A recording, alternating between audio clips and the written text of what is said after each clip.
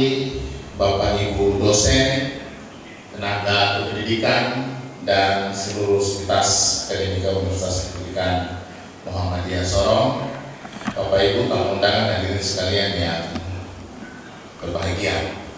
Pertama-tama saya mengajak kita memanjatkan puji syukur kehadirat Tuhan Yang Maha Kuasa bahwa pada hari ini kita dapat berkumpul bersama-sama dalam melaunching program studi ilmu manajemen program magister Universitas Pendidikan Muhammadiyah Sorong. Ini adalah salah satu program magister ilmu manajemen pertama di tanah Papua, karena kita ada punya 4 program magister manajemen di tanah Papua. 1 di Universitas Cendrawasih Jayapura, 2 di Universitas Yapis Papua Jayapura, 3 di Universitas Batu Gesler Papua, 4 di Setie World Mumbai Jayapura. Jadi 4 program studi manajemen magister, program magister itu di Papua. Sementara prodi ilmu manajemen, ya, program magisternya itu baru pertama kali di Sorong. Apa bedanya magister manajemen dan magister ilmu manajemen? Beda. Karena magister ilmu manajemen itu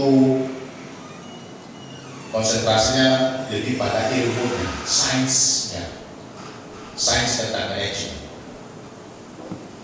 Nah, sedangkan magister manajemen lebih pada penerapannya, lebih dari kalau kita lihat bebannya itu, bobotnya itu lebih pada. Makanya kenapa gelarnya itu MSc, Magister of Science atau Magister Science. Sementara kalau manajemen, Magister Manajemen, sedikit perbedaan dengan dua prodi ini.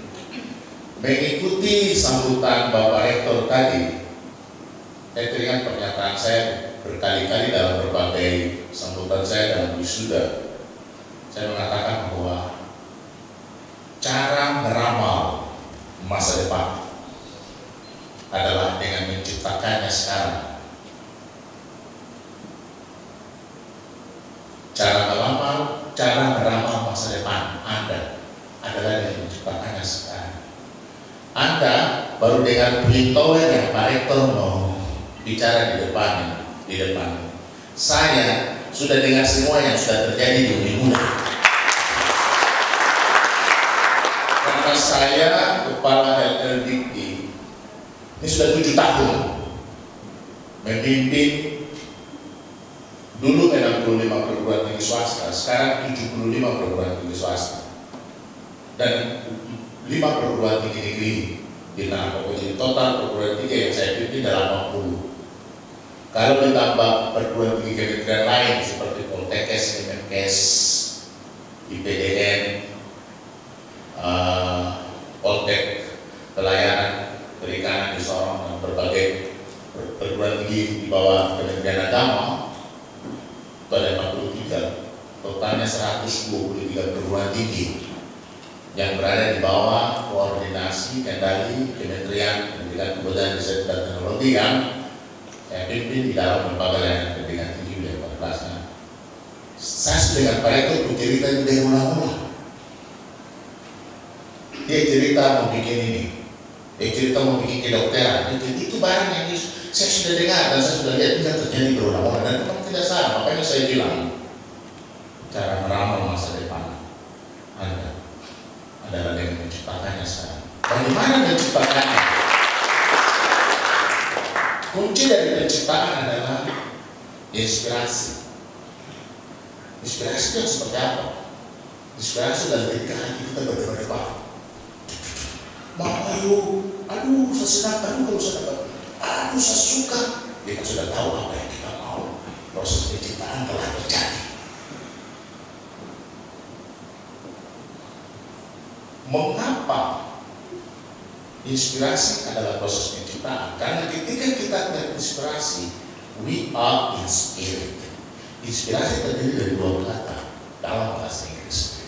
In yang artinya di dalam, spirit yang artinya Tuhan. Jadi ketika seseorang terinspirasi, Tuhan sedang bicara kepada dia. Ini yang akan terjadi, ini yang mau. Dan hati kita berdebar-debar, sukacitanya luar biasa. Nah, tapi inspirasi saja tidak akan jadi. Dia butuh intention. Intention itu dalam bahasa Indonesia niat. Sudah tahu apa yang kita mau, karena dibisiki dan diberitahu oleh Tuhan, kita harus berniat. Intention. Nah, tapi niat saja tidak cukup. Dia butuh attention. Apa itu attention? Attention itu perhatian. Kunci dari kesuksesan manusia hari ini ada pada perhatian. Attention is your most essential asset in the 21st century. Perhatian adalah aset terpenting manusia di abad ini. You want to be successful, you must manage your attention. Kalau Anda tidak bisa mengelola perhatian, kalau Anda tidak tahu mengelola perhatian Anda akan dicuri. Siapa pencuri perhatian Anda terbesar hari ini? Siapa? Barang ini. Dia penjajah, pencuri perhatian Anda. Seluruh perhatian Anda dirampok habis-habisan. Sampai barang ini tidak pegang 2 jam, Anda seperti ini. Mau pingsan-pingsan begitu. Tidak telepon anak 2 jam, tidak pingsan-pingsan. Dan dulu juga tidak ada juga, tidak ada apa-apa juga. Tapi hari ini sampai masuk di toilet juga pegang. Bahkan ada yang sampai tidur juga sampai barang kepala tidur dia lagi. Karena memang ini diciptakan untuk dengan algoritma untuk merekam Anda. Jadi ini ada algoritma yang diciptakan untuk merekam Anda. Jadi begitu Anda buka barang ini langsung dia tahu apa yang kau mau.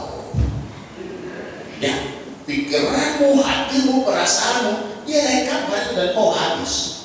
Begitu buka barang ini dia kasih tunjuk yang kau suka. Akhirnya kau tak boleh lepas, sorry. Barang bagus tidak muncul, tidak habis-habisnya. Anda dari situ terperangkap dan tidak bisa bikin apa-apa. Oleh sebab itu mengapa kita perlu mengendalikan perhatian kita.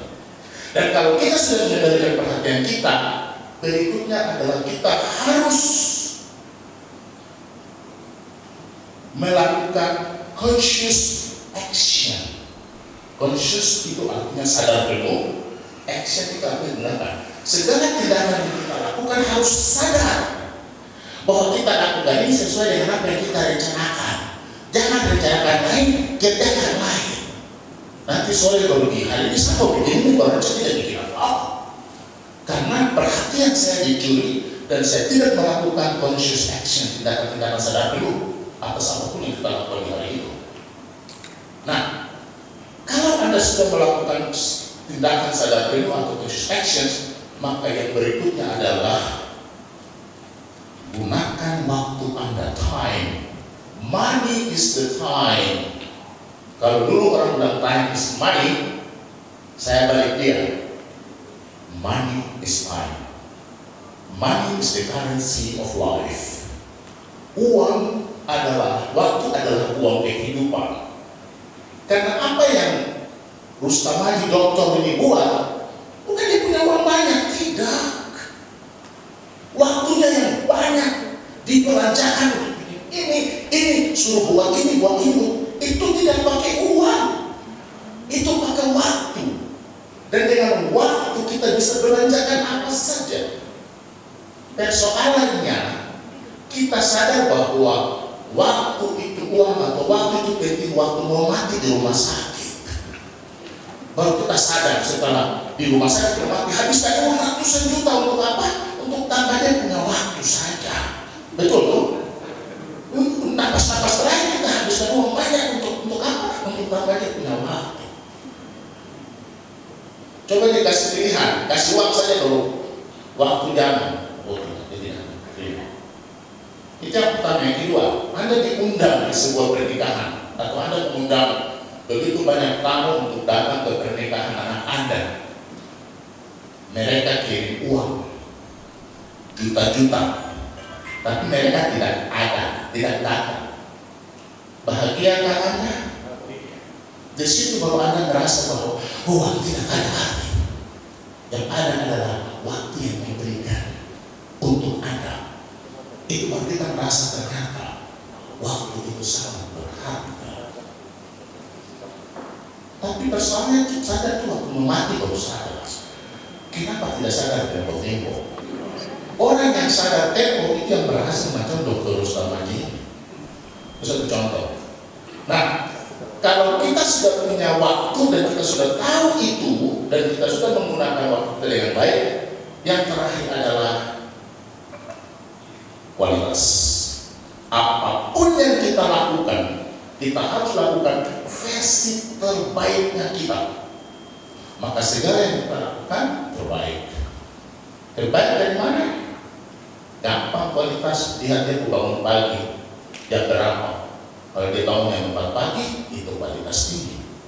Kalau dia bangun jam 12, itu juga kualitas. Namanya pemalas-pemalas. Anda berada pada kualitas mana? Kualitas jam 4 atau kualitas jam 12? Quality is my identity. Kualitas adalah identitas saya. Katakan itu. Dan itu sangat mudah diukur. Mengetahui orang yang berkualitas itu sangat mudah. Lihat saja apa yang dia lakukan.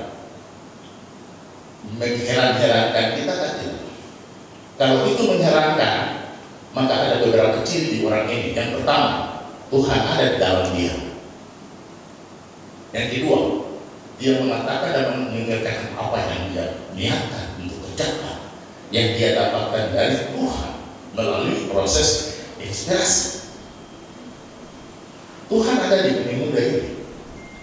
Makanya segala yang dikerjakan di sini itu mengherankan kita semua, mengagumkan kita semua. Sesuatu yang mengherankan dan mengagumkan itu di luar mata kita. Itu Tuhan yang melakukan.